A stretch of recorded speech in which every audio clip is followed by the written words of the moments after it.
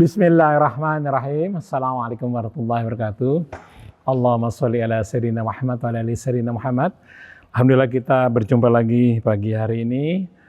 Kita sekarang sedang berada di Masjid Silaturahim bersama Ustadz Hussein Alatas, Ustadz Hamzah Alatas, juga Ustadz Alfan. Kita jumpa lagi dalam acara renungan di bawah naungan Al-Quran dan masih menjawab surat-surat yang dilontarkan oleh Richie Boy, yaitu menjawab subhat yang dilontarkan kepada Al-Quran. Menjawab subhat yang dilontarkan kepada Al-Quran yang dilayangkan oleh Richie Boy, pendengar hasil ini ya. Nanti akan dijawab oleh Ustadz Hussein, Ustadz Hamzah, juga Ustadz Alfan nanti akan membacakan.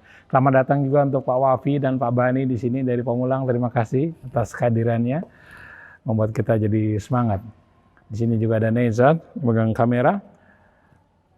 Baik, kita mulai acara ini dengan membaca Al-Fatihah. A'udzu billahi minasy syaithanir rajim. Bismillahirrahmanirrahim. Alhamdulillahi rabbil alamin. Ar-Rahmanir Rahim. Maliki yaumiddin. Iyyaka na'budu wa iyyaka nasta'in. Ihdinas siratal mustaqim. Siratal ladzina an'amta 'alaihim ghairil maghdubi 'alaihim waladdallin.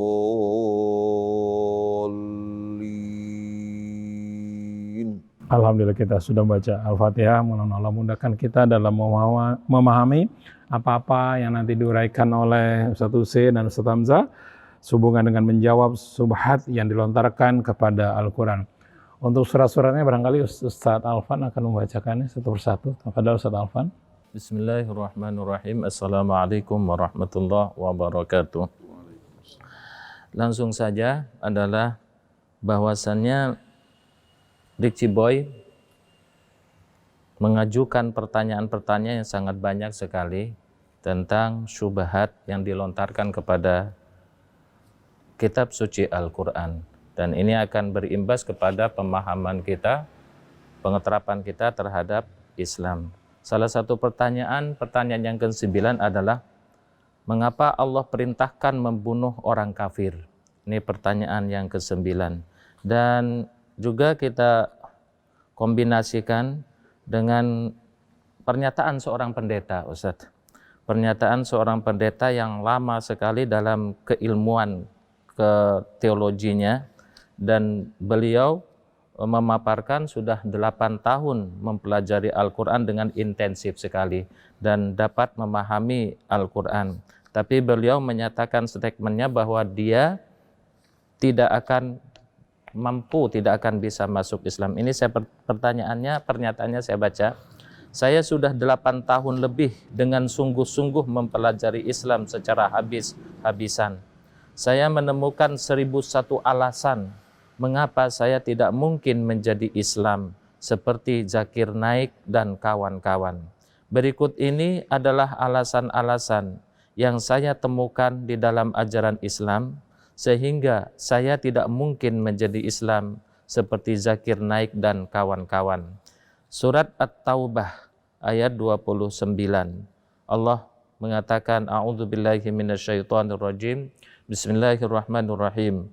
Qatilul ladzina la yu'minuna billah wala bil yaumil akhir wala yuharrimuna ma harramallahu wa rasuluh wala yadinuna dinal haqqi minal ladzina utul kitaba hatta yu'tul jizyata ayyadi wa hum saghirun. Artinya, perangilah orang-orang yang tidak beriman kepada Allah dan tidak pula beriman kepada hari kemudian, dan mereka tidak mengharamkan apa yang diharamkan oleh Allah dan Rasul-Nya, dan tidak beragama dengan agama yang benar, yakni agama yang Allah ridhai, yaitu orang-orang yang diberikan Alkitab kepada mereka sampai mereka membayar jizyah dengan patuh sedang mereka dalam keadaan tunduk. Alasan-alasan ini Ustadz syubhat-syubhat seperti ini yang disematkan, yang dilontarkan kepada Al-Quran? Maka jawabannya falyatafaddal masykur Ustaz. A'udzu billahi minasyaitonir rajim. Bismillahirrahmanirrahim. Alhamdulillahi rabbil alamin. Hamdan katsiran tayyiban mubarakan fih kama yuhibbu rabbuna wa kama yaliqu bi jalali wajhihil karim wa sultanihil azim. Subhanaka la ilma lana illa ma 'allamtana innaka antal alimul hakim wa la haula wa la quwwata illa billahil aliyyil azim. Allahumma salli ala Muhammadin wa ali Muhammad kama sallaita ala Ibrahim wa ali Ibrahim wa barik ala Muhammadin wa ali Muhammad kama barakta ala Ibrahim wa ali Ibrahim fil alamin innaka Hamidum Majid. Allahumma atina min indika rahmah wa 'allimna min ladunna ilma wanfa'na bima 'allamtana. Allahumma inna na'udzubika min ilmin la yanfa' wa min qalbin la yakhsha' wa min nafsin la tashba' wa min du'ain la yusma'. Rabbana atina min ladunka rahmah wa hayyi' lana min amrina rasyada. Amma ba'du, ikhwan akhwat, pendengar pemirsa Radio TV Silaturrahim, Ustadz Hamzah yang menemani kita pagi hari ini, Ustadz Alfan Sunardi, Ustadz Muhammad Krisna, Neza beserta seluruh kru, demikian pula seluruh keluarga besar Radio Silaturrahim. Ada tamu-tamu kita di sini, ada Ustadz Abdul Hasan Asy-Syadhili, ada Bapak Wafi, ada Bapak Bandia. Kepada seluruh kaum muslimin muslimat, kepada seluruh anak bangsa kita, salamullahi alaikum jami'an wa rahmatullahi wabarakatuh.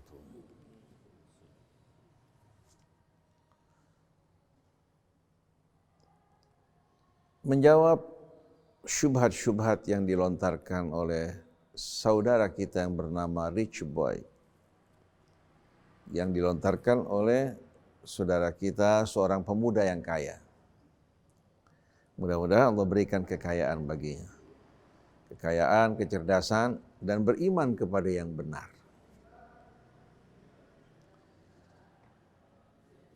Dia mempertanyakan, kenapa umat Islam menghalalkan untuk membunuh orang kafir? Apakah ini tidak menunjukkan bahwa Islam ajaran yang menganjurkan kepada peperangan, pertumpahan darah?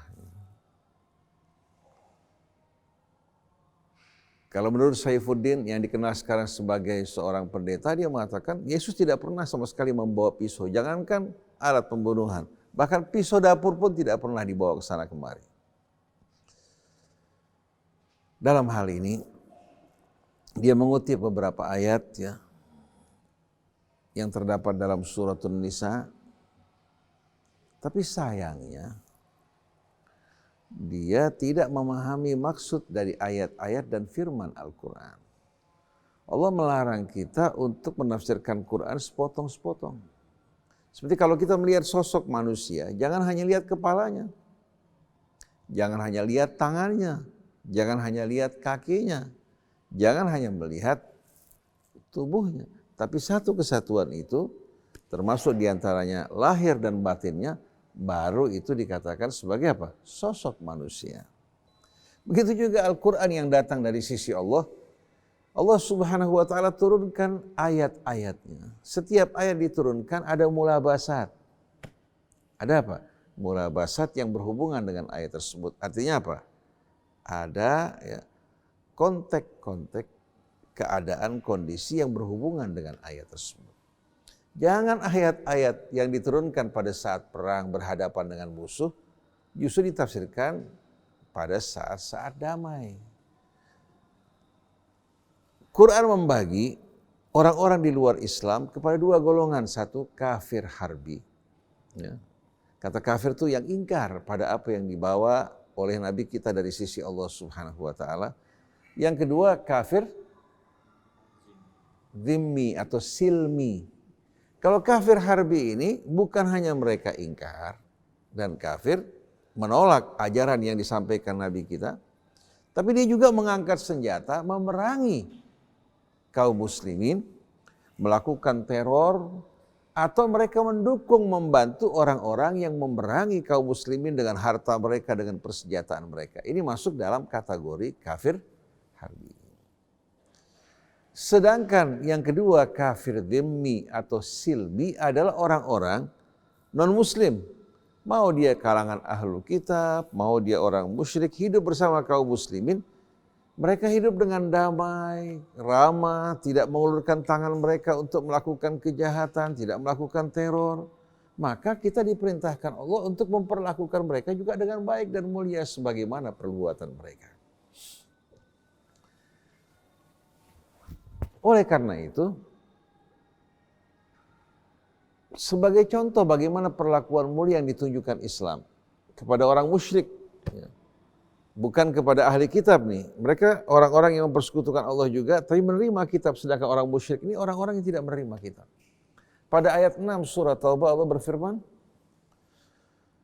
Wa in ahadun minal musyrikin astajaraka fa'ajirhu hatta yasma'a kalam Allah.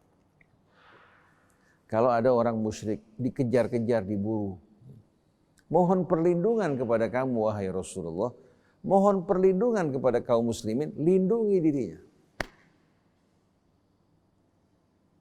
Lindungi, fa'ajirhu, berikan perlindungan padanya. Bukan disuruh bunuh, tidak. Berikan perlindungan. Hatta yasma'a kalam Allah. Kemudian bacakan apa? Ayat-ayat Allah kepadanya. Yang menjelaskan tentang tuntunan Allah dan kebenaran. Diterima, tidak diterima, itu menjadi urusan dia. Thumma ablighu ma'manah, kemudian antarkan dia ke tempat yang aman untuk dia hidup dengan cara baik-baik. Seperti refugee, suaka yang dilakukan negara-negara barat, Amerika, ya, sebagian negara di Asia untuk melindungi orang-orang yang melarikan diri dari ancaman yang mengancam mereka. Islam jauh-jauh hari sudah memerintahkan kita melakukan hal ini. Tapi kalau perilaku orang Islam yang berbeda, yang salah bukan Islamnya. Orang Islamnya yang tidak faham Islam, kemasukan jahiliyah. Jadi thumma ablighu ma'manah dzalika bi annahum qaumun la ya'lamun, karena mereka orang yang tidak tahu. Tapi kalau seandainya ada satu kaum atau satu kelompok atau satu orang mengangkat senjata, melakukan teror, memasang bom bunuh diri, apa kita sambut mereka dengan belayan? Islam tidak membenarkan kalau pipi kanan kita ditampar, serahkan pipi kiri. Tidak. Orang yang mazlum teraniaya tidak boleh membiarkan dirinya teraniaya karena akan membuat nanti kezaliman merajalela. Bukan hanya dia yang menjadi korban, tapi masyarakat lain pun akan menjadi korban. Oleh karena itu dia harus menolak keadilan, kezaliman dengan cara yang baik. Kita diperintahkan untuk hidup dengan menjaga salam perdamaian, kerukunan, menegakkan keadilan. Tapi tanpa ada kekuatan yang melindunginya, dengan mudah masyarakat yang hidup dalam perdamaian keadilan akan diinjak-injak kehormatannya. Karena tidak semua manusia mempunyai apa? Jiwa yang sama. Ada yang punya ambisi, semangat untuk menjajah. Saksikan bagaimana Belanda dulu menjajah negeri kita. Inggris juga pernah menjadi negara penjajah yang menguasai sekian banyak negara di Asia, di Afrika. Bahkan mereka mengejar apa? Pemuda-pemuda di Afrika termasuk wanitanya untuk dijadikan budak, dijual di pasar perbudakan di Eropa. Ini yang dilakukan oleh mereka. Tapi kalau seandainya orang bertanya apakah ini tuntunan agama mereka, kita mengatakan tidak. Ajaran yang dibawa oleh Al-Masih mengharamkan perbuatan ini. Ini perilaku sebahagian manusia yang tidak sama sekali menghargai nilai-nilai kemanusiaan dan memiliki rasa rahmat, mengatasnamakan agama untuk melakukan kerusakan. Di tengah orang Islam juga banyak yang seperti ini. Nah, kalau kita membaca ayat tadi, itu ayat 29, secara terpisah akan muncul pemahaman yang betul-betul jangankan bagi orang-orang non-muslim, bagi kita aja orang-orang Islam akan membuat bulu roma kita ini merinding. Kalau ditafsirkan secara terpisah. Oleh karena itu harus dikaitkan dengan ayat-ayat yang lain, disatukan semua ayat perang, dikumpulkan, kita lihat di mana penempatannya. Ternyata semua berhubungan dengan situasi perang, bukan suasana damai. Contohnya pada ayat 190 suratul Baqarah. Allah berfirman, "Wa qatilu fi sabilillah alladzina yuqatilunakum wa la ta'tadu innallaha la yuhibbul mu'tadin." Dan perangilah. Pertama, sebelum membunuh, sebelum berperang, Allah ingatkan, fi sabilillah, di jalan Allah. Bukan untuk melakukan ekspansi kekuasaan, merebut ladang-ladang minyak, merebut daerah-daerah pertanian yang kaya dan subur, atau sumber-sumber kekayaan alam, sama sekali tidak. Fi sabilillah berarti untuk menegakkan keadilan, kebenaran, memberikan perlindungan dan keamanan. Siapa yang diperangi? Bukan sembarang orang.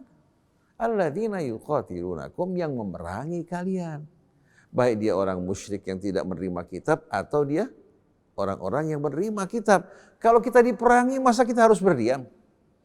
Kemana akal kamu, wahai Ustadz Saifuddin yang pernah katanya belajar Islam? Masa orang Islam harus berdiam? Coba perhatikan, di Amerika, di Eropa ada undang-undang anti teroris, bahkan di Indonesia. Kalau seorang dicurigai bahwa dia akan melakukan tindakan-tindakan teror, pemerintah mengizinkan untuk menangkap orang tersebut. Termasuk di Indonesia. Bahkan terkadang sering disalahgunakan, yang bukan teroris dituduh teroris. Yang melakukan teror malah dibiarkan. Betul enggak? Jadi kalau kita berbicara tentang filsafat, negara-negara yang maju pada saat ini, di Amerika, di Eropa, di mana tempat, termasuk di Asia, di negara kita saat ini, negara tempat Anda semua hidup, kalau seandainya ada apa? Ada gerakan-gerakan atau kelompok yang ingin melakukan teror, pemerintah tidak dapat mendiamkan. Betul enggak? Bahkan pihak kepolisian diizinkan untuk menembak. Sebagai contohlah seorang wanita yang datang ke kantor polisi,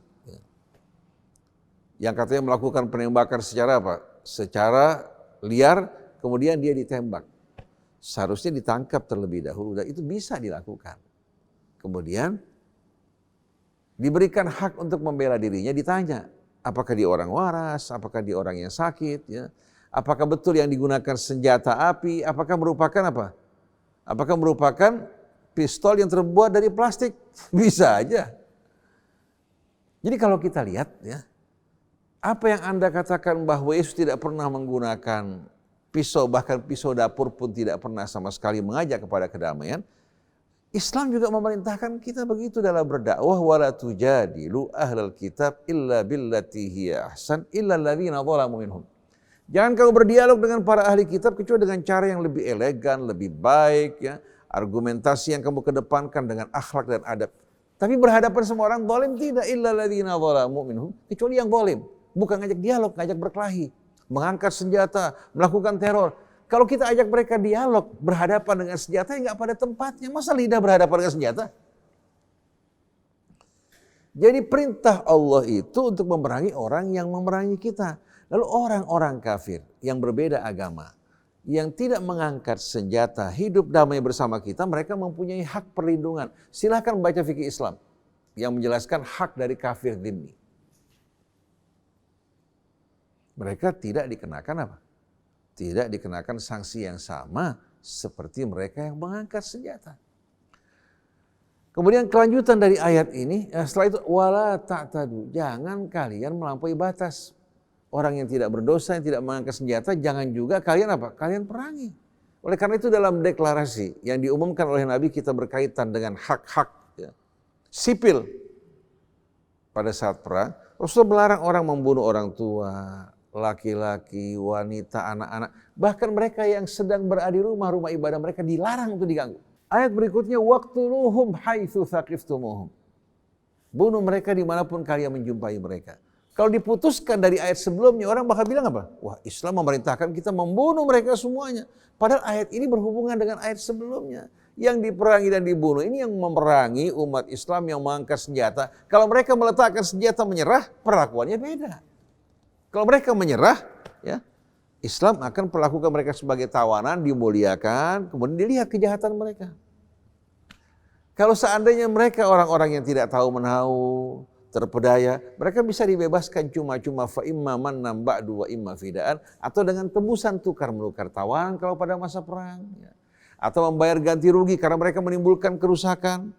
Jadi kita lihat Islam memperlakukan manusia dengan adil dan mulia.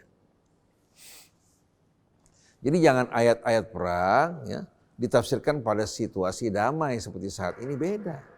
Kalau pada saat damai kita diperintahkan untuk berdialog dan tidak dibenarkan memaksa orang untuk masuk ke dalam Islam. La ikraha fiddin, jelas di ayat dalam surat Al-Baqarah. Tidak dibenarkan memaksa orang untuk berpindah agama masuk ke dalam keyakinan kita, ke dalam ajaran, tuntunan yang datang dari Allah. Ini harus dengan keikhlasan. Qad tabayyana ar-rusydu minal ghayy, telah jelas mana yang lurus, mana yang bengkok, mana yang benar, mana yang batil.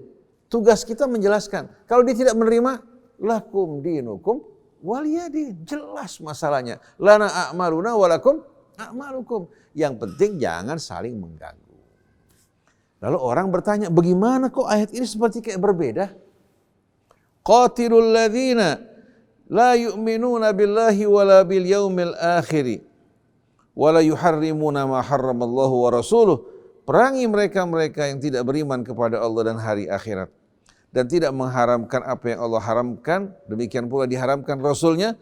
Wala yadinuna dinal haqqi minal ladzina utul kitab, dan mereka juga tidak menjalankan agama dengan benar dari para ahli kitab, hatta yu'tul jizyata an yadin wa hum saghirun, hingga mereka menyerah dan siap untuk membayar jizyah, wa hum saghirun, dan mereka menerima dalam keadaan hina. Ayat ini kalau ditafsirkan terpisah dari apa? Suasana perang, memang tidak masuk di akal. Tapi ayat ini ya, memerintahkan Nabi dan kaum muslim untuk memerangi mereka, alasannya bukan karena mereka tidak beriman kepada Allah dan hari akhirat, bukan. Alasannya bukan karena mereka tidak mengharamkan apa yang diharamkan Allah. Alasannya bukan karena mereka tidak menjalankan agama dengan benar, bukan itu. Tapi ini sebagai tambahan kriteria, mereka-mereka ini yang melakukan teror, mengangkat senjata, memerangi kaum muslimin, di samping semua ini perilaku dan kriteria mereka semua. Jadi sebagai apa? Sebagai alasan tambahan. Jadi sebetulnya mereka hanya mengatasnamakan agama, tapi sebetulnya mereka tidak beragama. Jadi alasannya bukan karena mereka tidak masuk ke dalam Islam, bukan tidak sejalan dalam keimanan bersama kita, bukan. Ini hanya apa? Tambahan. Karena situasi sebelumnya kalau kita perhatikan sama-sama, ya, Allah Subhanahu wa taala ya, memerintahkan kaum muslimin untuk memutuskan perjanjian dengan mereka yang berulang kali berkhianat. Kecuali yang mengadakan kesepakatan di apa? Wilayah Masjidil Haram, dan mereka menepati janji mereka. Bukan karena Islam tidak menyukai perdamaian, tapi karena mereka selalu berkhianat berulang kali. Contohnya, bagaimana mereka mengadakan perjanjian di Madinah. Yahudi Bani Nadir, Yahudi Bani Qainuqa, Yahudi juga Bani Quraidah, Khaybar. Ternyata semuanya berkhianat, bahkan mau menikam kaum muslimin dari belakang. Bahkan sampai Bani Nadir akan menjatuhkan batu di atas kepala Nabi kita Muhammad SAW. Nah, bagaimana sikap kita menghadapi para pengkhianat? Dengan sendirinya nggak boleh mereka mengkhianati kita, melakukan kejahatan, merencanakan pembunuhan, bekerja sama dengan orang kafir. Kita belai mereka dengan rahmat. Ini bukan perilaku orang yang berakal. Ini namanya apa? Perilaku orang yang tidak waras. Nah, sekarang saya bertanya, pembantaian yang terjadi di Bosnia, yang terjadi apa? Di Bosnia, pembantaian yang amat mengerikan terjadi di Myanmar. Lalu kita bertanya, mau nggak kalian kalau kejahatan ini dikaitkan dengan agama kalian? Saifuddin kan mengatakan bahwasanya Yesus tidak pernah sama sekali membawa pisau, tapi mereka bisa membunuh kaum muslimin, ya, membelek wanita yang hamil, mengeluarkan anaknya, meminumkan darah orang Islam ke mulut saudaranya. Saya yakin bahwa ini bukan apa? Kejahatan yang diajarkan oleh apa? Tuntunan agama mereka. Ini merupakan apa? Orang-orang yang mengatasnamakan agama untuk melakukan kerusakan di muka bumi. Menggambarkan jiwa-jiwa yang kejam dan penuh kedengkian. Begitu juga kalau ada orang Islam melakukan hal yang sama seperti yang dilakukan Saudi Arabia, Emirat Arab terhadap rakyat di Yaman. Ini bukan perintah Islam. Ini jelas-jelasan merupakan apa? Orang-orang yang dikuasai, dikendalikan oleh syaitan. Jadi jangan percaya kepada mereka yang menggunakan jenggot mereka yang panjang, yang katakan menjalankan agama, melayani Masjidil Haram, yang mereka lakukan kejahatan-kejahatan yang telah mengeluarkan mereka dari Islam. Islam bukan hanya mengajarkan ibadah ritual. Islam membentuk kepribadian kita untuk menjadi manusia-manusia yang penuh dengan rahmat dan keadilan. Oleh karena itu, untuk melindungi keadilan, melindungi kebenaran, kedamaian, dibutuhkan adanya kekuatan. Bukan untuk melakukan kejahatan, tapi untuk melindungi masyarakat agar mereka hidup di bawah naungan yang penuh dengan rahmat. Jadi ayat ini, perangi mereka yang tidak beriman kepada Allah dan hari akhirat, yang tidak mengharamkan apa yang diharamkan Allah dan Rasul-Nya, yang tidak sama sekali mengikuti agama dengan cara benar. Orang seperti ini di samping mereka memerangi kaum muslimin, melakukan teror, menghasut, ini juga merupakan sifat dan kriteria mereka sebagai tambahan yang menunjukkan keburukan mereka. Kalau betul-betul mereka menjalankan agama mereka, mereka mengharamkan babi. Karena babi juga diharamkan dalam perjanjian lama. Mereka mengharamkan untuk membunuh orang-orang yang tidak berdosa. Tapi yang mereka lakukan, kejahatan di atas kejahatan. Nah, sebagai hukuman, karena mereka mengangkat senjata memerangi kaum muslimin, menciptakan teror, dan mereka tidak menjalankan agama mereka juga dengan benar, maka begitu mereka menyerah, ditawan, mereka harus membayar jizyah, upeti. Karena kejahatan yang mereka timbulkan. Kalau orang yang zalim diperlakukan sama dengan orang yang baik, di mana keadilan? Ada pembunuh, bahkan melakukan genosid. Lalu dengan alasan kita bercinta kasih, kita hibur dia, kita berikan tempat yang baik buat dirinya. Lalu kemana korban-korban dan keluarga korban? Ini sebetulnya mirip dengan apa? Dengan tangisan-tangisan buaya. Buaya yang mempunyai dua kelopak mata, yang satu kalau belum dibuka ke atas, kelopak yang pertama itu mirip dengan apa? Dengan makhluk yang sedang menangis, lembut. Begitu dia akan menerkam, kelopak itu lagi naik ke atas, kelihatan matanya yang merah menakutkan. Begitu juga mereka nih yang sok-sok apa mengatakan apa? Bahwasannya Yesus tidak pernah mengangkat senjata, tidak pernah sama sekali membunuh.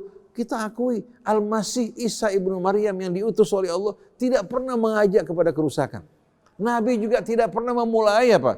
Memulai perang terhadap orang-orang yang berbeda agama, sama sekali tidak. Tapi begitu diajak berperang, begitu diancam, begitu mereka melakukan teror, Allah perintahkan umat Islam untuk tidak berdiam dalam hal ini. Jadi bukan kita yang memulai, tapi mereka yang memulai. Jadi ayat ini sebetulnya ayat-ayat yang diturunkan pada saat-saat perang, di mana kaum muslimin menjumpai pengkhianatan-pengkhianatan yang datang dari ahli kitab dan kaum musyrikin, ketika mereka mengerahkan pasukan sekutu, seluruh kaum musyrikin di negara Arab, Jazirah Arabia dikerahkan. Begitu juga orang Yahudi di bawah pimpinan Huyai bin Akhtab, ya, berusaha untuk menghasut Bani Quraidah di Madinah yang mengadakan perjanjian bersama Yahudi yang lain untuk memerangi Nabi kita Muhammad SAW. Dan uniknya, Huyai bin Akhtab ini mertua Nabi. Putrinya yang bernama Safiyah binti Huyai adalah istri Nabi kita yang mulia. Sedangkan bapaknya berkeliling menghasut. Padahal Nabi sudah memaafkan Huyai bin Akhtab. Sudah dimaafkan setelah diusir dari Bani Nadir, tapi ternyata dia tidak jera dengan perbuatannya. Sedangkan Safiyah binti Huyai, ketika dibebaskan oleh Nabi, ditawarkan untuk masuk ke dalam Islam, dia menyambut. Setelah itu Nabi menikahi Safiyah binti Huyai bin Akhtab, menjadi salah satu ibu kita kaum muslimin semuanya. Di dalam hal ini perlu kita fahami bahwa ayat-ayat Quran yang turun dari sisi Allah Subhanahu wa taala jangan dibenturkan satu sama lain, tapi kumpulkan, kemudian kita dapat menyimpulkan maksud dari ayat-ayat Al-Quran. Jadi jangan pernah ya, kita menafsirkan Quran terpisah dari mulabasat ayat tersebut, dari situasi cuaca, suasana turunnya, latar belakangnya perlu difahami hingga kita dapat memahami hukum Allah secara jelas. Kalau tidak, coba bayangkan firman Allah Subhanahu wa taala pada ayat 26. Dalam surah Taubah, wa qatilul musyrikina kaffatan kama yuqatilunahum kaffah. Kama yuqatilunakum ka? Dan perangilah orang-orang musyrik secara kafah sebagaimana mereka memerangi kalian secara kafah. Sebagian orang mengatakan kita diperintahkan kalau kita kuat memerangi kaum musyrikin. Bahkan ada terjemahan lagi yang lebih menakutkan lagi, perangi mereka seluruhnya sebagaimana mereka memerangi kalian seluruhnya. Padahal maksud ayat ini bukan begitu. Maksud ayat ini, kompaklah, bersatulah kalian dalam memerangi kaum musyrikin sebagaimana mereka kompak bersatu dalam memerangi kalian. Jadi kafah di sini ya, bukan menjelaskan apa seluruh kaum musyrikin yang harus dibunuh, tapi menjelaskan agar kalian semua berperang dalam keadaan kafah bersatu. Jadi kalau ayat-ayat Quran ditafsirkan secara terpisah-pisah ya, akan menimbulkan wal'iyadzubillah kerusakan. Sebagaimana pada akhir suratul Hijr Allah berfirman, kama anzalna 'alal muqtasimina alladzina ja'alul qur'ana 'idhin fa warabbika lanas'alannahum ajma'in. Sebagaimana kami telah menurunkan peringatan kami, ancaman kami kepada para muqtasimin. Apa muqtasimin dalam bahasa Arab? Qasama yaksibu itu membagi. Muqtasimin yang membagi-bagi, yang memecah-mecah. Yaitu mereka-mereka yang menjadikan Al-Quran idhin. Idhin ya, berasal dari kata ubun, anggota badan. Jadi Quran yang satu kesatuan dipotong-potong, dipisah-pisah. Ditafsirkan apa? Secara sendiri-sendiri, bukan dalam satu kesatuan, akhirnya melahirkan pemahaman yang bagaimana? Pemahaman yang berbeda dengan apa yang diinginkan Allah. Jadi kama anzalna 'alal muqtasimin alladzina ja'alul qur'ana 'idhin fa warabbika lanas'alannahum ajma'in. Ini pada akhir suratul Hijr, silahkan saudara Rich Boy, begitu juga Bapak Saifuddin ya.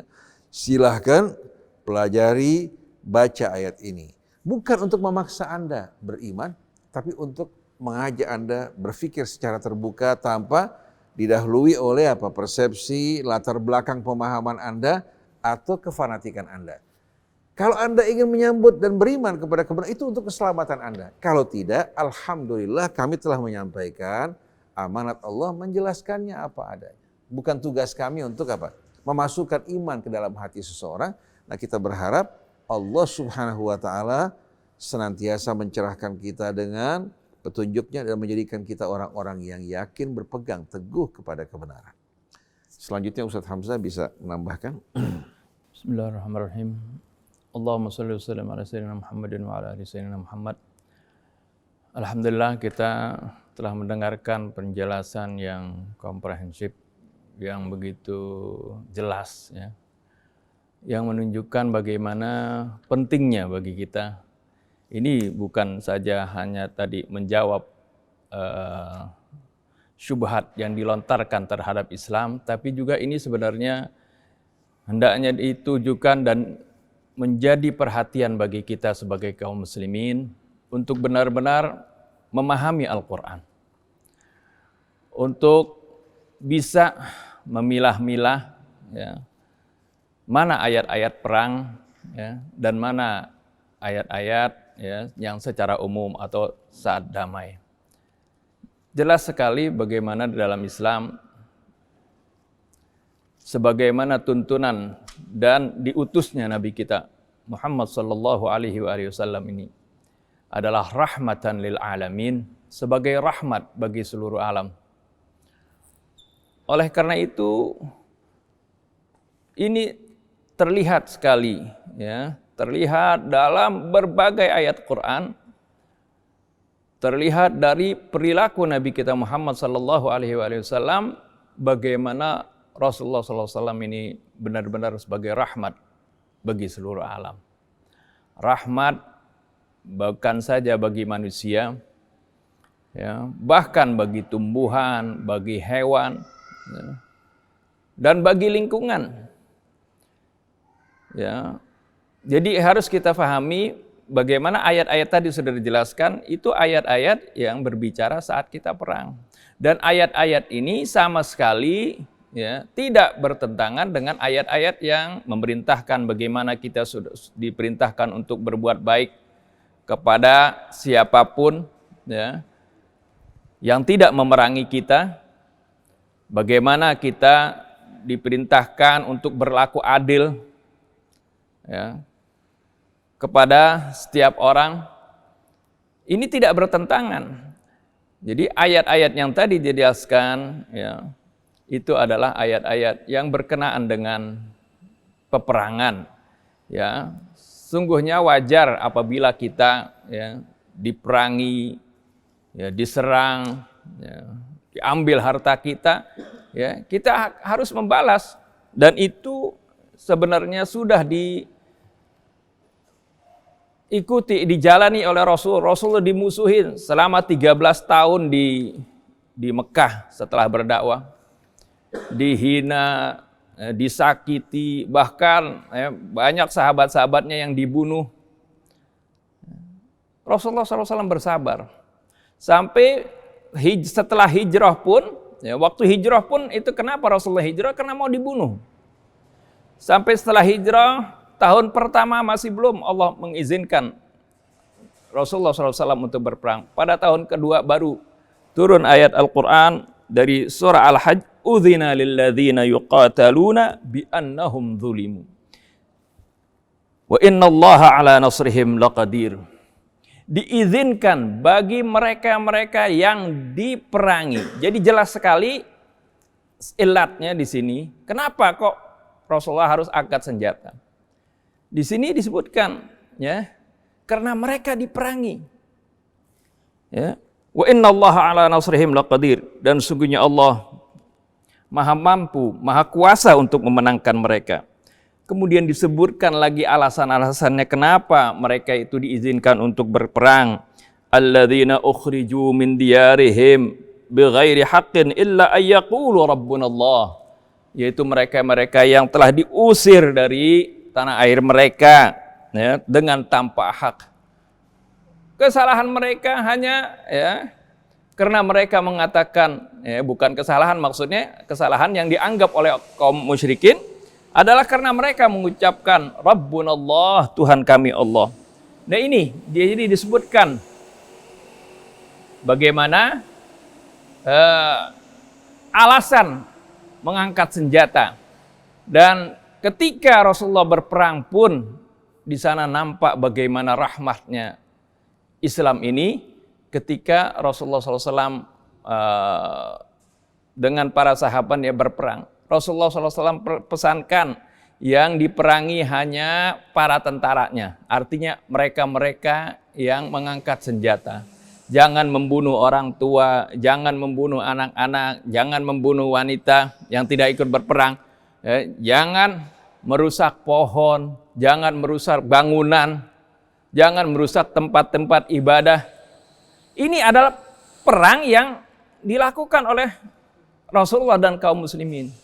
Ini sepertinya kalau kita lihat dengan peperangan sekarang yang begitu membombardir, menghancurkan berbagai fasilitas, rumah sakit pun dihancurkan, sampai sumber-sumber air pun dihancurkan. Ini peperangan yang digambarkan, yang dilakukan oleh Rasulullah seperti drama, seperti sesuatu yang hayalan. Tapi inilah kenyataannya yang dicontohkan oleh Rasulullah SAW. Dan ini menunjukkan bagaimana ya, Islam itu dan diutusnya Rasulullah SAW itu sebagai rahmatan lil alamin. Dan ini harus menjadi perhatian bagi kita. Sering ya juga kita baca kitab-kitab tafsir, ya, ayat-ayat perang ini suka dikatakan bahwasanya ayat ini menghapuskan ayat-ayat yang memerintahkan kita untuk berdamai, memerintahkan kita untuk saling berdialog, itu dihapuskan. Ini berbahaya sekali pemahaman. Nah ini harusnya kita ya, pahami hal ini, itu bukan seperti itu pemahamannya. Ya. Ayat yang kalau kita katakan ayat ini menghapus ayat-ayat yang memerintahkan kita untuk berdamai dan berdialog, ya, hidup rukun, itu dihapus oleh ayat-ayat perang, seolah-olah ya, Al-Quran ini tidak konsisten, pelintat-pelintut seperti itu. Padahal jelas sekali diutusnya Nabi kita Muhammad SAW ini sebagai rahmatan lil alamin. Ya, ini tidak sejalan dengan itu. Kalau digambarkan secara utuh, mana ayat-ayat perang, mana ayat-ayat damai, bagaimana perlakuan Rasul pun dalam peperangan yang melarang sampai ya, membunuh, mencincang pun dilarang ya, di dalam Islam, dalam perangan Islam itu. Ini akan tergambar bagaimana rahmatnya agama ini. Jadi hendaknya ini dipahami dan Al-Quran menjadi panutan bagi kita, menjadi nur bagi kita untuk melihat dan membedakan mana perilaku-perilaku dari orang yang mengaku muslim tapi bertentangan dengan apa yang Allah tuntunkan di dalam Al-Quran dan juga apa yang dicontohkan oleh Rasulullah SAW ya, dengan orang-orang yang benar menjalankannya. Jadi ini sangat penting. Jadi jangan kita ketika kita melihat ada orang yang mengaku sebagai muslim kemudian perilakunya bertentangan dengan apa yang Allah Subhanahu wa taala tunjukkan dan juga dengan sunnah Rasulullah SAW, lalu kita menganggap Islam itu seperti itu. Ya, ini sangat penting. Mudah-mudahan ya, ini menjadi pelajaran bagi kita ketika kita membaca ayat-ayat Quran, sehingga kita bisa memahami betapa Allah Subhanahu wa taala begitu rahmat ya, bagi seluruh diutusnya Rasulullah SAW ini sebagai rahmat bagi seluruh alam. Wallahu a'lam. Baik, mudah-mudahan penjelasan tadi baik dari Ustadz Hussein dan Ustadz Hamzah dapat menjawab muskilat atau syubhat yang dilontarkan oleh Rich Boy ini. Syubhat-syubhat yang dilontarkan ke dalam Al-Quran oleh Rich Boy ini sangat banyak sekali. Di antaranya tadi adalah nomor 9. Dan sekarang kita akan membahas yang kelima adalah Allah mengizinkan mengganti istri dengan istri yang lain. Berdasarkan surat An-Nisa ayat 20. Apakah Allah itu senang dengan perceraian sehingga mengizinkan mengganti istri? Yang kedua, Allah memperbolehkan menikahi anak tiri dari istri kita kalau belum digauli, diceraikan atau mati sebelum digauli. Kata dia adalah menurut An-Nisa ayat 23. Apakah menikahi anak tiri itu suatu panutan atau nilai moral yang baik dan pantas untuk kita tiru? Selanjutnya adalah Allah memperbolehkan memukul istri bila istri tidak nurut pada suami dan tidak mau menerima nasihat dari suami, keluar rumah tanpa seizin suami. Menurut dia adalah An-Nisa ayat 34. Apakah memukul istri itu perbuatan yang baik? Apakah di saat kita memukul istri, maka istri akan dijamin berubah dan langsung nurut sama suami, sehingga Allah memperbolehkan memukul istri? Baik, yang terakhir mungkin adalah Allah menyuruh menikahi perempuan yang sudah cukup umur. An-Nisa ayat 6. Apakah Nabi Muhammad menikahi Aisyah sudah cukup umur? Karena menurut hadis Sahih Bukhari bahwa Aisyah dinikahi pada saat umur 6 tahun dan disetubuhi setelah haid yaitu umur 9 tahun. Pada umur berapakah di dalam Islam perempuan dikatakan cukup umur untuk dinikahin? Begitu Ustaz. Jadi mungkin dari yang pertama dulu Ustaz, Allah mengizinkan mengganti istri ini Ustaz. A'udzubillahi minasyaitonirrajim. Allah berfirman, wa in aradtum istibdala zawjin makana zawjin wa ataitum ihdahunna qintaran fala ta'khudhu minhu syai'an. Ata'khudhunahu buhtanan wa ithman mubina. Wa kaifa ta'khudhunahu wa qad afdha ba'dukum ila ba'din wa akhadna minkum mitsaqan ghalidha. Menjawab pertanyaan Rich Boy, sebetulnya ayat ini bukan menjelaskan orang yang yang bercerai kemudian menikah dengan istri yang lain. Tapi menjelaskan justru hak wanita ini, begitu diceraikan, si laki-laki jangan lagi mengambil apa yang pernah diberikan untuk istrinya walaupun dalam jumlah yang besar. Kata Qintar itu menggambarkan harta yang banyak. Sebanyak apapun yang pernah kalian berikan, setelah kalian hidup berumah tangga bersamanya, berkumpul bersamanya, begitu kalian merasa tidak ada kecocokan berpisah, jangan yang pernah diberikan ditarik kembali. Nah, kalau berbicara mengenai perceraian, saya ingin bertanya pada saudara Rich Boy, mana yang lebih baik? Setelah mereka hidup bersama-sama, tidak merasakan kecocokan, tidak dapat lagi bertemu, hati mereka berkumpul bersama-sama. Si laki-laki punya hasrat, masih dalam keadaan muda. Si wanita punya hasrat. Apakah yang lebih baik bagi mereka dipisahkan, diizinkan untuk berpisah, agar si laki-laki dapat menikahi wanita lain yang cocok dengan dirinya, begitu juga si wanita menikah dengan pria lain yang cocok dengan dirinya. Atau dibiarkan mereka statusnya suami istri, tapi si laki-laki memiliki sekian girlfriend, si wanita memiliki sekian boyfriend, seperti yang terjadi di barat. Ada juga ya wanita-wanita yang tidak melakukan hal tersebut, tapi sedikit. Tapi Islam dengan Qur'annya yang merupakan ayat-ayat Allah tahu naluri manusia, tahu kelemahan-kelemahannya. Kalau dibiarkan dia menahan, akhirnya mengakibatkan terjadi ledakan, menyebabkan terjadinya kerusakan. Allah membenci perbuatan yang keji, demikian pula membenci orang yang berjalan di atas jalan yang keji. Allah tidak ingin laki-laki terjerumus dalam perzinahan, begitu pula perempuan. Apalagi setelah mereka berumah tangga, kalau mereka sudah berumah tangga melakukan perbuatan keji, itu lebih menjijikkan. Mereka berkumpul suami istri tidak, dan ini nggak bisa dipaksakan. Kita hanya bisa menikahkan atau memisahkan, tapi menanamkan cinta di hati mereka yang sudah berjauhan, itu bukan kekuasaan kita. Maka Islam memandang kondisi ini secara real. Kalau memang laki-laki sudah tidak lagi mencintai istrinya, sudah tidak berminat terhadap dirinya, jangan ditekan, diikat ini wanita. Sebagai istri tidak, diceraikan tidak. Dibuat seperti wanita yang terkatung-katung. Ini kan zalim. Islam tidak menginginkan wanita dizalimi. Walaupun Islam membenci perceraian, bahkan dianggap merupakan hal yang paling dibenci Allah. Sampai dalam riwayat mengguncang arasy Allah. Tapi Islam mempertimbangkan hal-hal yang lebih baik secara bijak. Si pria diizinkan menceraikan istrinya, si wanita juga diizinkan bercerai dan menikah dengan pria lain. Mereka bisa membangun kehidupan mereka ya dengan cara yang lebih baik. Mungkin gereja tidak mengizinkan perceraian. Ada yang mengizinkan perceraian, tapi tetap mereka tidak boleh menikah lagi dengan alasan wanita ini diambil dari rusuk laki-laki.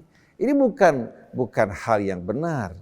Dalam Islam tidak mengakui bahwa wanita diciptakan dari rusuk laki-laki. Ini ada dalam kitab Perjanjian Lama, tidak terdapat dalam Al-Quran. Kalau ada hadis yang meriwayatkan sama dengan Perjanjian Lama, itu bukan hadis yang sahih, hadis yang palsu. Karena yang meriwayatkan mengambilnya dari Ka'bul Ahbar al-Yahudi. Dalam Islam yang menjadi rujukan utama Quran. Sejalan dengan Quran diterima, tidak sejalan dengan Quran, siapapun dia ditolak. Dan Nabi tidak mungkin sama sekali berbicara bertentangan dengan Quran. Jadi berkaitan dengan bercerai kemudian menikah lagi, bukan Islam mengizinkan, mendorong, tidak. Tapi Islam ingin menyelamatkan wanita ini dari keadaan yang amat menyedihkan. Si laki-laki tidak menceraikan, tapi tidak menggaulinya, sedangkan dia enak-enakan di luar, berganti-ganti pasangan. Oleh karena itu, kita menolak perzinahan. Menolak juga jalan menuju perzinahan. Ini mesti diperhatikan. Ini saudara Rich Boy, kalau seandainya saudara beristri, kemudian sudah tidak suka pada istri, lalu Anda tidak bercerai. Anda punya kebutuhan, istri Anda juga punya kebutuhan. Mana solusi yang terbaik? Solusi yang terbaik, Anda berpisah, masing-masing menikah dengan yang baik. Untuk menemukan kebahagiaan mereka. Dan terbukti orang yang tadinya hidup bersama tidak bahagia setelah mereka berpisah, masing-masing menemukan pasangan yang mereka cintai. Nah, berkaitan dengan pertanyaan yang kedua, Allah memperbolehkan menikahi anak tiri. Ini sebuah ungkapan yang salah. Allah sebutkan dalam surat An-Nisa, wanita yang boleh dinikahi itu warabaibukumul lati fi hujurikum min nisaikumul lati dakhaltum bihin fa in lam takunu dakhaltum bihin fala junaha alaih. Jadi kalau seorang menikah dengan seorang wanita baru nikah, baru akad nikah, belum berkumpul nih. Lalu si wanita meninggal dunia. Memiliki anak perempuan. Dalam Islam dibolehkan laki-laki ini menikahi anak perempuan ya, dari wanita tersebut karena dia belum berkumpul. Belum menjadi status suami istri dalam apa? Dalam keadaan yang betul-betul resmi, baru secara formal saja. Tertulis sebagai suami istri, mereka belum berkumpul, belum bersatu.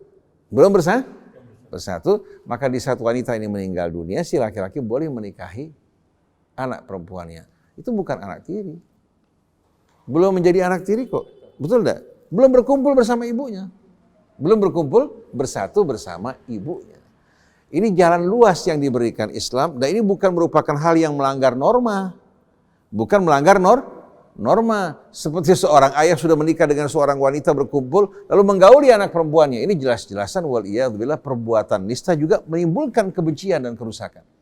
Tapi kalau si ibu sudah berpisah meninggal dunia, kemudian dia belum digauli oleh suaminya, tahu-tahu meninggal dunia atau berpisah, dia punya anak perempuan, ya.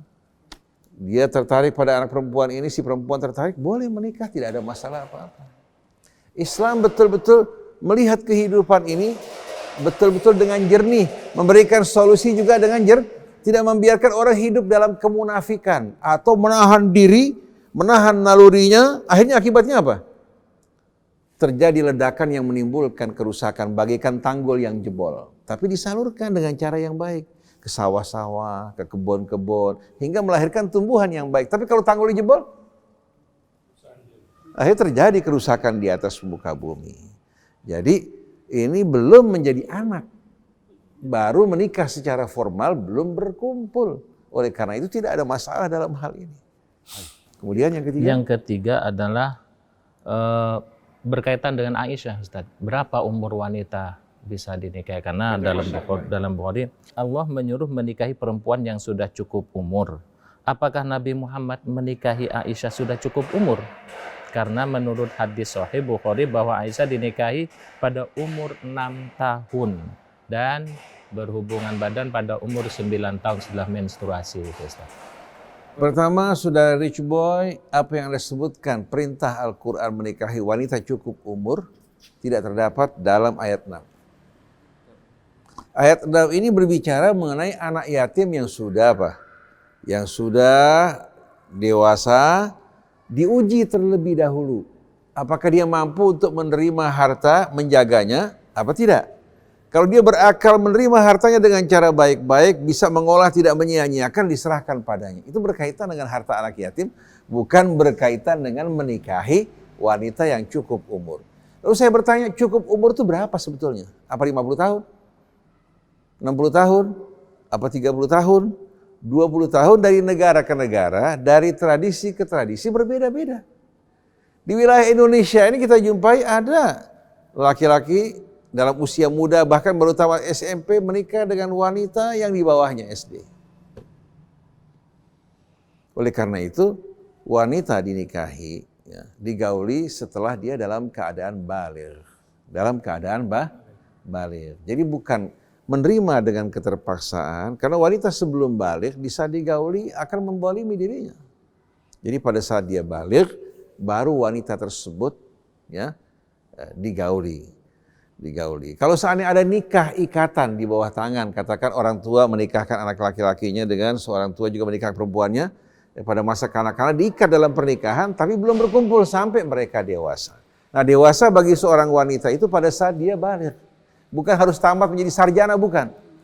Nah, berkaitan dengan riwayat yang diriwayatkan oleh Bukhari, hadis ini merupakan hadis yang amat lemah. Kenapa? Karena jalur riwayatnya, silakan Rich Boy buka, ya, di Google juga mungkin ada, Hisham bin Urwah. Hisham bin Urwah ini, Hisham bin Urwah bin Zubair. Hisham bin Urwah bin Zubair. Zubair menikah dengan saudari Aisyah yang bernama Asma. Lahir Urwah, lahir Hisham. Hisham tinggal di Madinah ya. Pada masa-masa apa? Pada masa-masa Sayyidah Aisyah tinggal di Madinah, di Mekah, tinggal di sana dalam keadaan baik. Dia meriwayatkan hadis dari banyak sahabat.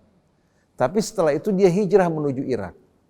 Setelah dia hijrah menuju Irak, hadisnya kacau balau. Hadisnya kacau balau. Bisa terjadi pada Hishamnya, bisa terjadi pada orang yang meriwayatkan dari Hisham. Oleh karena itu Hisham dikenal sebagai seorang rawi yang tidak gampang diterima riwayatnya. Sampai Imam Malik mengatakan, hadis yang diriwayatkan Hisham di Madinah dengan pasti diterima.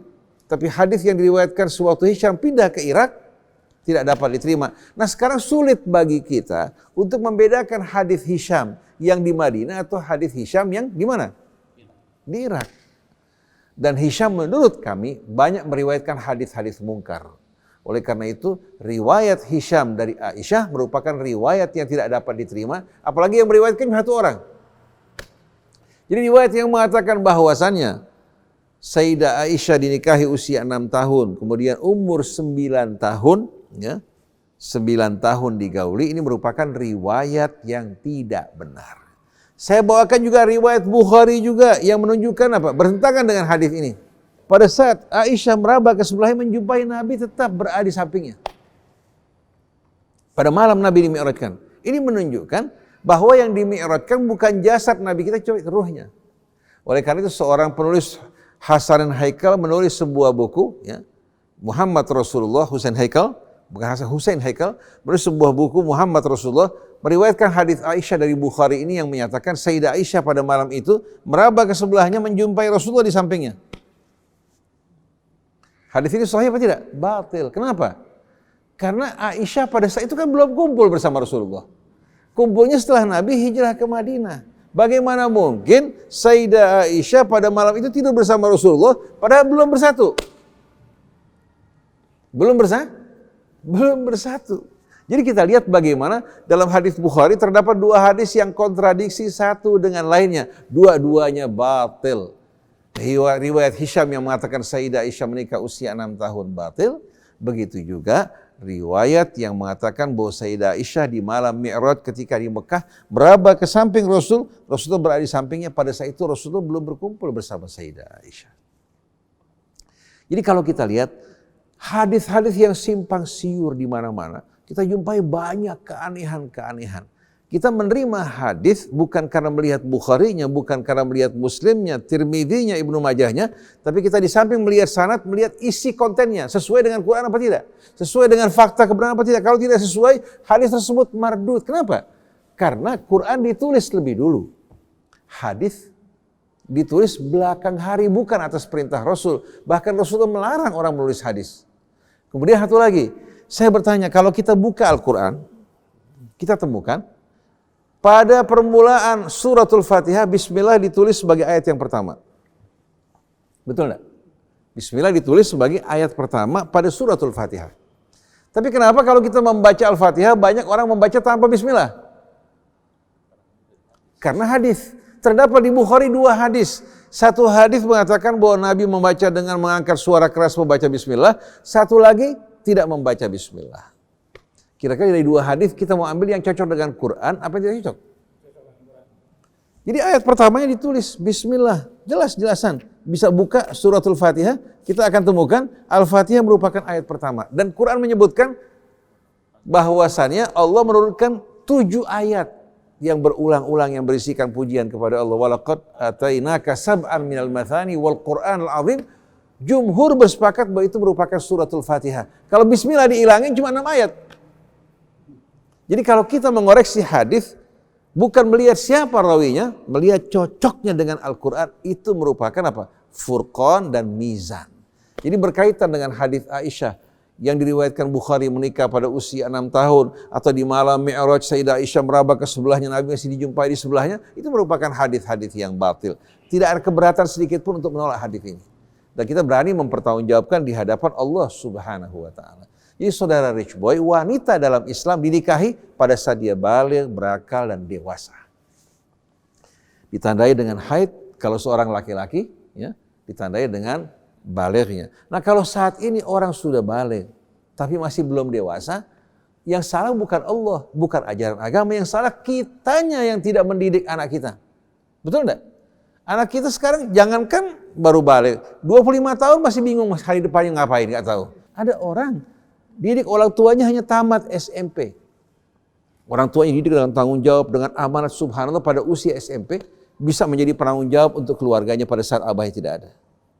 Jadi yang penting bagaimana ketika seorang anak balik, kedewasaannya juga harus tumbuh dan ditempa hingga siap untuk menjadi apa? Menjadi orang-orang yang memikul amanah. Jadi jangan saudara rich boy mengukur dengan saat ini orang menikah usia 30 tahun, perempuan juga menikah dalam usia yang cukup tua, ya. Bahkan sebelum menikah ganti-ganti pacar ke sana kemari, ini diharamkan dalam Islam. Hal yang tidak dibenarkan dalam Islam. Selebihnya Ustaz Hamzah, Allah. Bismillahirrahmanirrahim. Allahumma shalli wa sallim ala sayyidina Muhammadin wa ala Muhammad. Sebelumnya saya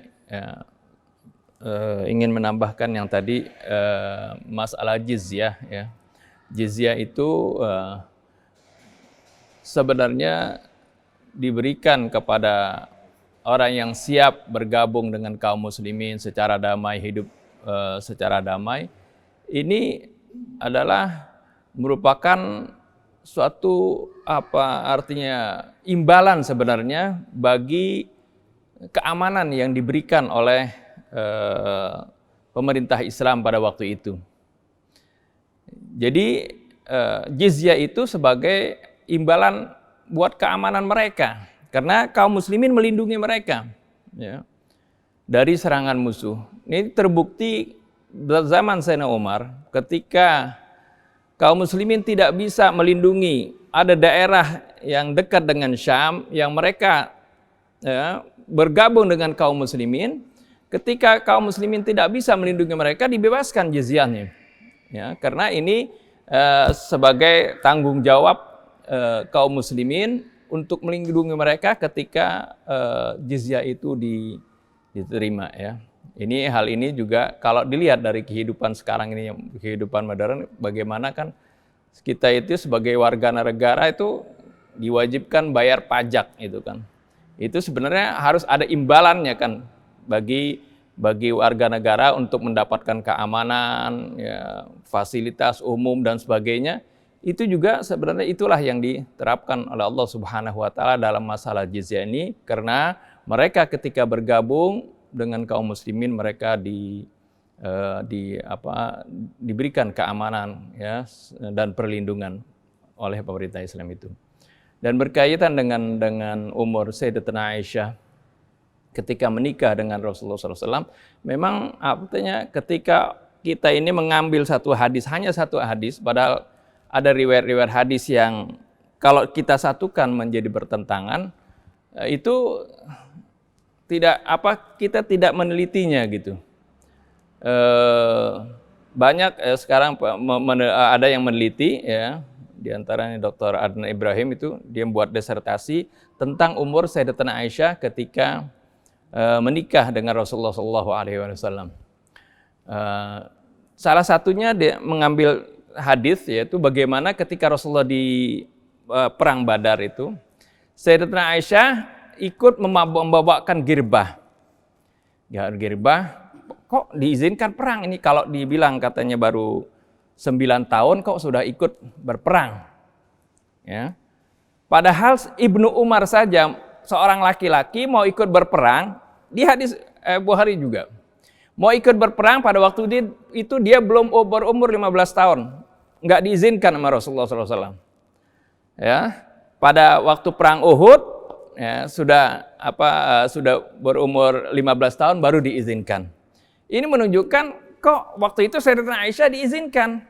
Ya, ini menunjukkan bahwasanya mustahil Sayyidatina Aisyah itu umur masih kecil 9 tahun suruh ikut perang. Bagaimana? Orang laki aja nggak boleh. Ini oleh karena itu berdasarkan hadis ini, ya, mereka maka diperkirakan juga ada kesalahan menyebutkan, ya, antara umur Rasulullah SAW, kata umur Sayyidatina Aisyah waktu itu baru waktu di Mekah 6 tahun, ya. Itu katanya baru 6 tahun, tapi nggak disebutkan bahwasanya sebenarnya 6 tahun ini dari nubuwah, ya gitu. 6 tahun dari kenabian, dari diutusnya Nabi sallallahu alaihi wasallam. Jadi kalau dihitung dari nubuwah, 6 tahun dari ditambah hari nubuwah itu bisa 19 tahun kan gitu. Ya. Kan Rasulullah diutus di waktu di Mekah itu selama 13 tahun sampai menjelang hijrah gitu ya. Mungkin menjelang hijrahnya itu 1 tahun sebelumnya, ya bisa 6 tambah 12 ya, bisa 18 tahun. Jadi diperkirakan seumur seperti itu. Oleh karena itu ya, kenapa ketika waktu di Madinah Sayyidatina Aisyah kok diizinkan gitu untuk ikut di dalam peperangan tersebut. Wallahu alam, ini sebagai tambahan aja. Baik, untuk berikutnya, karena banyak sekali syubhat-syubhat yang dilontarkan kepada Al-Quran oleh Rich Boy ini, dan memang perlu dijawab supaya tidak bias menjadi konsumsi masyarakat. Pertanyaan berikutnya adalah, Allah membolehkan memukul istri bila istri tidak nurut pada suami dan tidak mau menerima nasihat dari suami. Misalnya keluar rumah tanpa seizin suami berdasarkan surat An-Nisa ayat 34. Apakah memukul istri itu perbuatan yang baik? Apakah di saat kita memukul istri, maka istri akan dijamin berubah dan langsung nurut sama suami, sehingga Allah memperbolehkan memukul istri? Ustaz. Bismillahirrahmanirrahim. Menjawab pertanyaan dan syubhat yang dilontarkan oleh saudara Rich Boy. Pada ayat 34 surat An-Nisa Allah berfirman, Ar-rijalu qawwamuna 'alan nisa. Kaum pria menjadi pengayom, pelindung, pendidik yang meluruskan wanita-wanita mereka. Kata qawwam di sini sebetulnya bukan menjelaskan gambaran pria yang menindas, tapi justru pria yang menjadi pengayom, pelindung. Orang Arab kalau mengatakan fulan qaimun ala ahli, fulan qaim ala ahli artinya bertanggung jawab dalam memikul beban keluarganya. Nah, kalau qawwam ini sebuah kata yang menunjukkan arti mubalaghah, superlatif. Jadi benar-benar kaum pria ini diamanatkan Allah untuk mengayomi, melindungi ya, dan menjaga kelurusan wanita-wanita mereka. Karena wanita ini bahagian dari laki-laki, laki-laki bahagian dari wanita. Wanita baik akan melahirkan juga generasi yang baik. Ar-rijalu qawwamuna 'alan nisa. Artinya Allah amanatkan wanita pada kaum pria. Kalau ini dijalankan dengan baik, niscaya semua wanita akan terlindungi. Bukan dijadikan sebagai pelampias nafsu, dianiaya, disakiti, tidak. Tapi diperlakukan dengan menjalankan amanat Allah. Karena yang mengangkat siapa? Allah. Bima faddalallahu ba'dahum ala ba'din. Karena Allah telah memberikan keutamaan bagi masing-masing pria maupun wanita sesuai dengan fisiknya, sesuai dengan jiwanya, ya. Allah Subhanahu wa taala pasangkan mereka dengan amanat tugas yang berbeda. Kalau tugasnya amanatnya sama, niscaya akan terjadi kerusakan. Oleh karena itu Allah perintahkan laki-laki untuk bekerja, berusaha mencari nafkah, menjadi pemimpin, wanita menjadi apa? Ratu yang dimuliakan. Disesuaikan dengan fisiknya, mengurus anak, merawat juga berbagai macam urusan, menjaga kehormatan suaminya, kehormatan dirinya, dan bukan dilarang untuk bekerja. Kalau tidak mengorbankan kepentingan-kepentingan keluarganya, didapat bekerja dengan pekerjaan yang terhormat. Dibutuhkan dokter wanita untuk kandungan, dibutuhkan dokter-dokter anak, ya. Dibutuhkan juga dokter-dokter psikolog untuk merawat anak-anak dan lain sebagainya. Artinya peran yang disesuaikan dengan kehormatannya, bukan disuruh bekerja di tempat-tempat yang merusak kehormatannya. Wa bima anfaqu min amwalihim juga apa? Dengan nafkah yang mereka berikan untuk keluarga mereka sebagai pria, layak untuk dihormati, layak untuk ditaati. Ketaatan istri akan menumbuhkan cinta, sayang, rahmat di hati suami. Nafkah, kebaikan yang diberikan suami untuk istri menimbulkan juga rasa cinta dan hormat di hati istri. Itu yang seharusnya terjadi kan? Fassalihat qanitatun hafizatun lil ghaibi bima hafizallah. Wanita-wanita yang soleh adalah wanita yang taat pada Allah, juga hormat taat pada suami. Hafizatun lil ghaib, yang menjaga kehormatannya walaupun suaminya jauh dari hadapannya. Suaminya jauh tidak melihat dirinya, dia jaga kehormatannya. Jaga kehormatan suaminya bima hafizallah, dengan penjagaan dari Allah. Karena si wanita ini menjaga, Allah jaga dirinya. Nah, kalau terjadi kasus seorang laki-laki menikahi seorang wanita, istrinya membangkang, menentang, ya. Membangkang, menentang, keluar juga pergi keluyuran tanpa izin suami, mengabaikan tanggung jawabnya di rumah. Diberikan nasihat, dia telak pinggang, petantang, petenteng. Menghadapi wanita seperti ini, menurut Rich Boy caranya bagaimana? Kalau Quran dengan petunjuk dari Allah Ta'ala memberikan pengarah fa'iduhunna, berikan nasihat untuk mereka, bacakan ayat-ayat Allah, ingatkan peran dia yang Allah amanatkan. Kalau Anda tidak mampu, minta orang yang berilmu, yang dipercaya untuk memberikan nasihat padanya. Lalu bagaimana kalau nasihat tidak berguna? Si wanita merasa cantik dari keluarga terpandang, ada kesombongan, keangkuhan. Kamu tuh untung saya mau sama kamu. Biasanya yang sombong tuh yang gimana? Yang punya kelebihan. Atau kalau bapaknya kaya. Kamu dulu kan kere, gak punya apa-apa, kawin sama saya, sekarang kamu naik mobil. Kamu ini, kebanggaan muncul sering merendahkan laki-laki. Kalau nasihat gak mempan, karena si perempuan statusnya mungkin lebih apa? Lebih tinggi, kesombongannya muncul. Ya. Si perempuan juga mengatakan, kalau kamu gak suka sama saya, ceraikan saya. Padahal kalau diceraikan bisa nangis-nangis. Wahjuruhunna fil madaji. Jalan yang kedua bukan langsung cerai. Sapi mereka. Tapi di kamar-kamar mereka jangan gauli mereka. Karena ada perempuan sombong. Ya. Begitu dia tidak digauli, suaminya tidak sama sekali tertarik padanya, dia merasa kecantikan dia nih, yang merupakan pesona dia hilang. Rasa percaya dirinya akan hilang. Wahjuruhunna fil madaji. Jangan gauli mereka, tapi di kamar jangan sampai anak keluarga dilibatkan dalam pertentangan. Berapa lama? Batas waktunya hanya 4 bulan. Lilladzina yu'luna min nisaihim tarabbusu arba'ati asyhur. Enggak boleh lebih 4 bulan. Supaya si perempuan jangan teraniaya. Nah, selama 4 bulan lihat si perempuan berubah enggak sifatnya. Saya jumpai seorang laki-laki yang sakit hati sama perilaku perempuannya karena sombong, bangga dengan kekayaannya. Begitu mulai dia boikot istrinya seminggu, 2 minggu, sebulan, si perempuan mengajak dia nggak mau sama sekali. Sampai si laki-laki bilang, bagaimana saya bisa kumpul sama kamu? Hati saya sakit dengan lidah kamu, perbuatan kamu. Saya ini bukan memandang kamu pelacur. Kalau laki-laki dengan pelacur mungkin tanpa tanya macam-macam. Saya seorang suami di hadapan istri. Baru bisa berkumpul kalau saya punya hati tenang. 2 bulan. Tidak digauli sampai akhirnya dia menyesal, dia bertaubat, memperbaiki dirinya. Ini jalan keluar yang Allah berikan. Karena ada perempuan-perempuan yang sombong, yang angkuh, yang bangga diri, nggak bisa dinasihati. Dengan diboikot, dia merasa apa? Nah yang terakhir, kalau tidak berhasil diboikot, masih tidak berhasil juga, apa harus diceraikan? Wadribuhun, pukul mereka.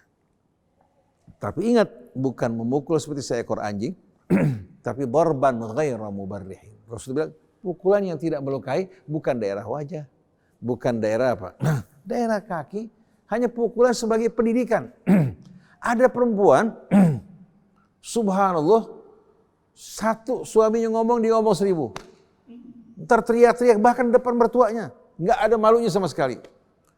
Suaminya ngajak ngomong pelan, ini si perempuan teriak-teriak. Suaminya nggak tahan, dipukul.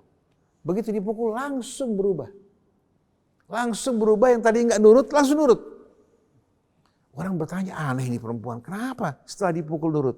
Rupanya si perempuan ini punya penyakit bawaan. Penyakit bawaannya apa? Waktu masih kecil orang tuanya suka memukul, tidak menggunakan bahasa lisan. Jadi kalau bapak emosi tepak, bapak emosi mukul. Sampai akhirnya apa? Kena penyakit. Di mana dia merindukan pukulan. Setelah dipukul baru didiam. Ini gejala sebetulnya kelainan pada jiwa seorang wanita. Karena kalau wanita baik-baik pakai bahasa isyarat juga cukup kan? Tapi ini perempuan rupanya orang tuanya dulu memperlakukan dia dengan cara seperti ini. Sampai orang yang punya gangguan jiwa seperti ini ada solusinya. Nah sekarang saya bertanya sama Rich Boy, kira-kira pilih mana? Setelah si perempuan menentang, membangkang, menyombongkan diri, ceraikan apa bersabar menghadapi diri? Coba pilih antara dua.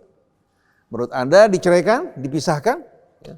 Karena ini perempuan merongrong, menyakiti, sombong, bangga diri, ataukah laki-lakinya bersabar, memberikan nasihat langsung atau minta kepada yang ahli atau menyapinya, kemudian yang ketiga baru memukulnya. Memukulnya juga bukan pukulan yang sifatnya melampiaskan marah, tapi pendidikan.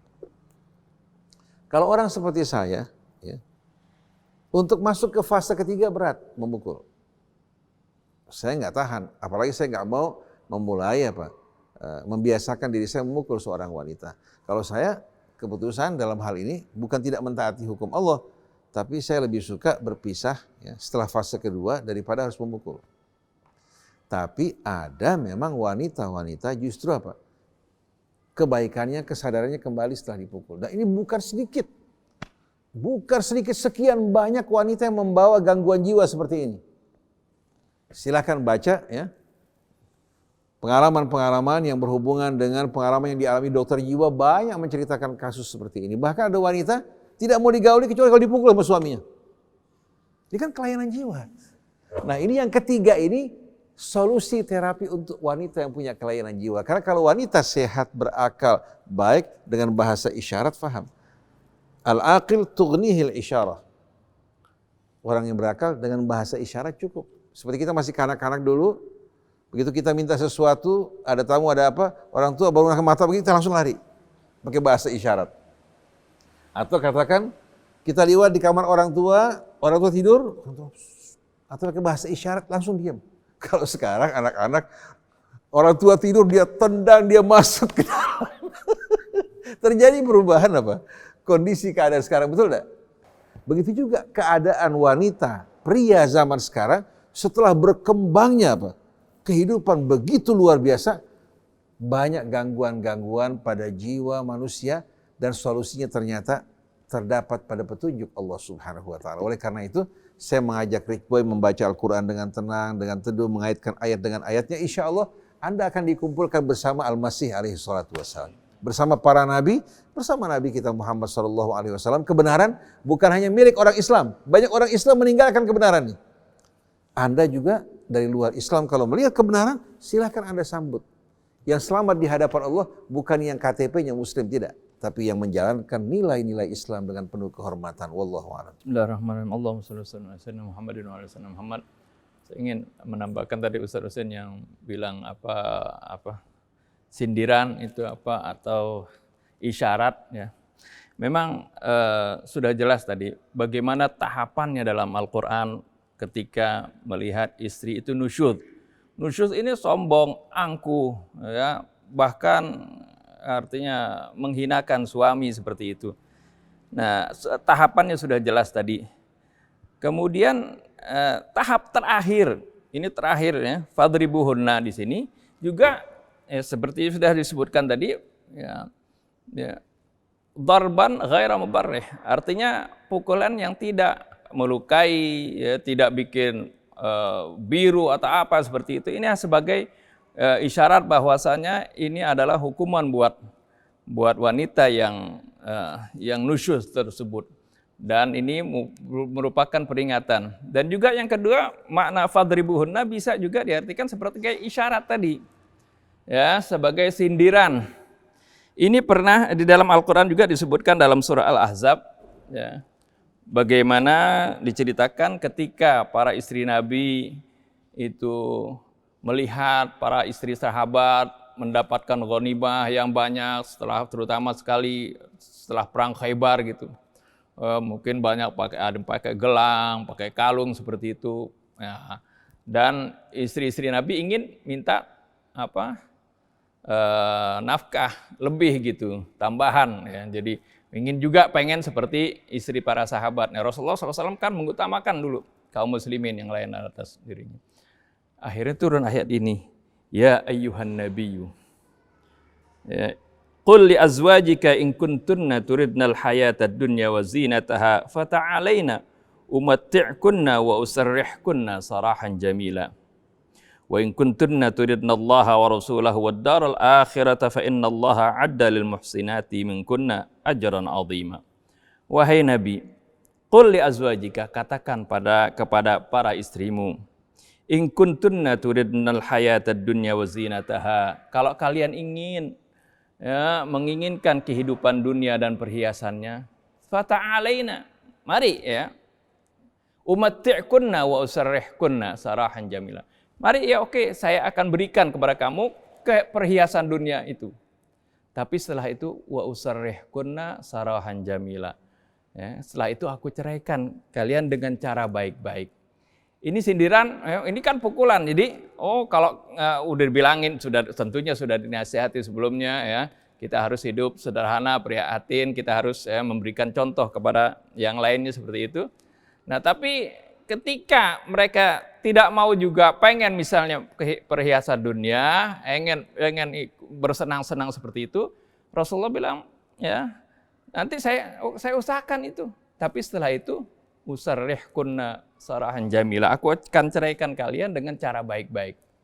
Tapi wa in kuntunna turidnallaha wa rasulah wad darul akhirah, jika kalian menginginkan keridhaan Allah dan Rasulnya dan menginginkan kehidupan di akhirat, fa innallaha 'adda lil muhsinati minkunna ajran 'azima, maka Allah telah menyiapkan bagi kalian yang melakukan kebaikan itu ajaran azima, ganjaran yang besar. Jadi ini pukulan. Jadi istilahnya kalau kita sekarang ya, kalau misalnya wanita atau istri yang nusyud, ya, kalau kamu nggak mau taat sama saya, kamu terlalu tidak merubah sikap kamu, saya mau cari aja dah ya, istri yang taat kepada saya. Ini kan pukulan, arti pukulan secara batin. Dan ini tentunya para istri Nabi langsung pada waktu itu memilih keridhaan Allah dan Rasulnya. Artinya siap hidup bersahaja, siap hidup sederhana, mengikuti Rasulullah SAW. Ini juga pukulan. Dan Rasulullah SAW seperti yang diriwayatkan Sayyidatina Aisyah radhiyallahu anha, ma daraba Rasulullah SAW imra'atan qat wala khadiman. Ya, Rasulullah belum pernah memukul istrinya sekalipun, ya, dan juga belum pernah memukul pembantunya seperti itu. Mencaci aja nggak pernah? Mencaci aja nggak pernah. Anas bin Malik menceritakan, saya berkhidmat kepada Rasulullah SAW, membantu Rasulullah SAW 10 tahun. Nggak pernah Rasulullah bilang, ketika aku melakukan sesuatu, lima fa'alta hadza. Kenapa kamu kerjain gini sih? Ya, nggak pernah. Ya, kenapa kamu nggak mengerjakan ini? Nggak pernah didengar dari mulut Rasulullah SAW ucapan seperti itu. Ini apalagi tadi memukul. Dan ketika ada sahabat yang menyalahfahami ayat tadi, ya, memukul istrinya, istri-istrinya ngadu kepada Rasulullah SAW. Ya, lalu Rasulullah katakan, lastu bi khairikum, khairukum li ahli. Sebaik-baiknya kalian adalah orang yang terbaik terhadap istrinya, terhadap keluarganya, seperti itu. Jadi ini dicontohkan oleh Rasulullah SAW, Rasulullah nggak pernah memukul. Dan ini tadi, sekalipun ini batas terakhir, yaitu terakhirnya tadi disindir untuk dilepas, dicerai, atau dipukul dengan pukulan yang tidak melukai. Wallahu a'lam. Alhamdulillah.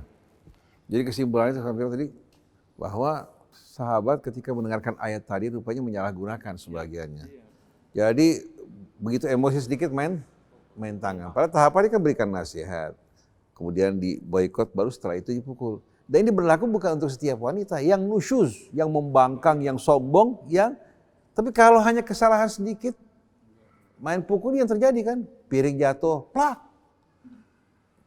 Ketika pintu kekencangan ditutup, main tangan. Emosi sedikit main tangan, ini jelas-jelasan merupakan perbuatan yang tidak dibenarkan dalam agama. Itu hanya solusi bagi kasus tertentu.